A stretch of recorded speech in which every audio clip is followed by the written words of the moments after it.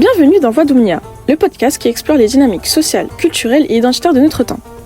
Aujourd'hui, on va parler d'un sujet central quand on parle d'identité et de perception sociale en France. Comment les Arabes sont représentés dans les médias français. Entre invisibilisation, stéréotypes, cette représentation influence la manière dont les Français perçoivent les populations arabes et maghrébines, mais aussi comment ces dernières se voient elles-mêmes.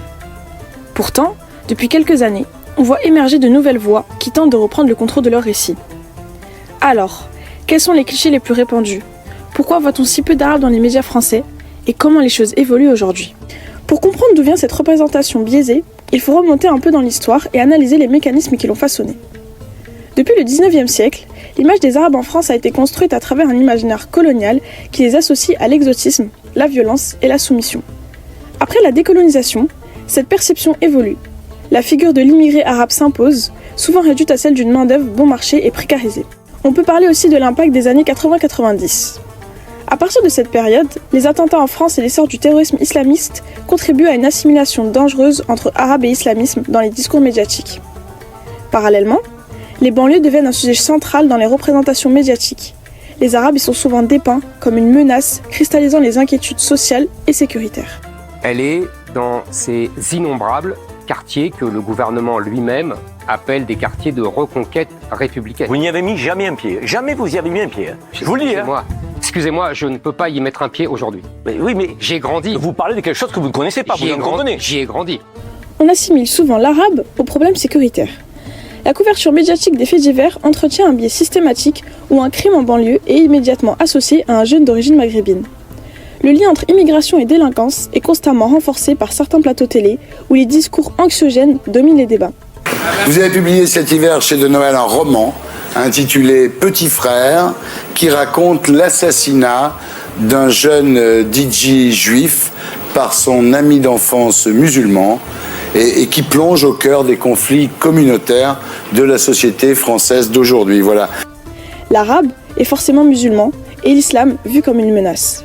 Les discussions autour du voile, du halal ou de la laïcité sont trop souvent présentées sous l'angle du conflit, plutôt que de l'échange et de la compréhension. Les médias offrent rarement un espace à une représentation nuancée de la diversité des pratiques musulmanes, préférant des discours simplificateurs et polarisants. Les figures arabes sont rarement mises en avant dans des rôles positifs, qu'il s'agisse de médecins, de chercheurs ou d'artistes. Et lorsqu'une d'entre elles réussit, son origine est soit passée sous silence, soit instrumentalisée à des fins politiques ou médiatiques. On cite trop de gens, on peut pas parler normalement sans faire du name dropping à tout va. Excusez-moi d'avoir lu des livres. Ouais. Excuse-moi d'avoir lu des livres. Vous sous-entendez quoi avec ça? Les médias français restent marqués par un entre-soi blanc et parisien, où les élites issues de grandes écoles dominent la presse et la télévision, avec une diversité quasi absente des directions de chaînes ou de rédactions. Pour les journalistes arabes, l'accès à ces milieux est semé d'embûches. Discrimination à l'embauche, autocensure, plafond de verre. Sans oublier la tendance à les cantonner aux sujets liés aux banlieues ou à l'immigration. À cela s'ajoute une frilosité politique et éditoriale, où la peur des rédactions publiques et politiques freine le traitement de certains sujets sensibles. Comme en témoignent les reportages sur le racisme systématique, souvent censurés ou édulcorés. Face aux limites des médias traditionnels, les médias alternatifs comme Mediapart, AJ+ France ou Street Press offrent davantage d'espace aux minorités et permettent d'aborder des sujets souvent invisibilisés ailleurs. Parallèlement, de nouvelles figures médiatiques arabes émergent et prennent la parole sur ces questions.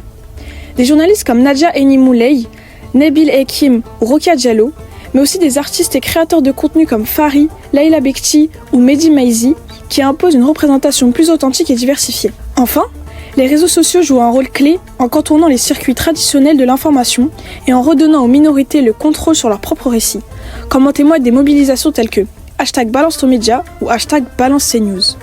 Pour lutter contre les représentations biaisées, les médias traditionnels doivent repenser leurs pratiques en recrutant davantage de journalistes issus de la diversité et en cessant de traiter les minorités uniquement sous l'angle des problèmes. Parallèlement, il est essentiel d'encourager la création de contenus alternatifs en soutenant les médias indépendants et les créateurs issus de minorités, tout en mettant en lumière des parcours inspirants et des réussites trop souvent passées sous silence. Enfin, l'éducation aux stéréotypes médiatiques est un enjeu clé. Il faut sensibiliser le grand public aux biais dans la production de l'information et apprendre à consommer les médias de manière plus critique. Alors au final, la question qu'on doit se poser c'est « Qui raconte notre histoire et comment ?» Tant que les médias traditionnels continueront à enfermer les Arabes dans des clichés négatifs, l'image des communautés arabes en France ne changera pas. Mais heureusement, De nouvelles voix émergent et bousculent les récits dominants. Et vous, comment percevez-vous la représentation des Arabes dans les médias? Vous sentez-vous bien représenté? Merci d'avoir écouté Voix d'Oumnia. Si cet épisode vous a plu, pensez à vous abonner et à le partager. À bientôt pour un nouvel épisode.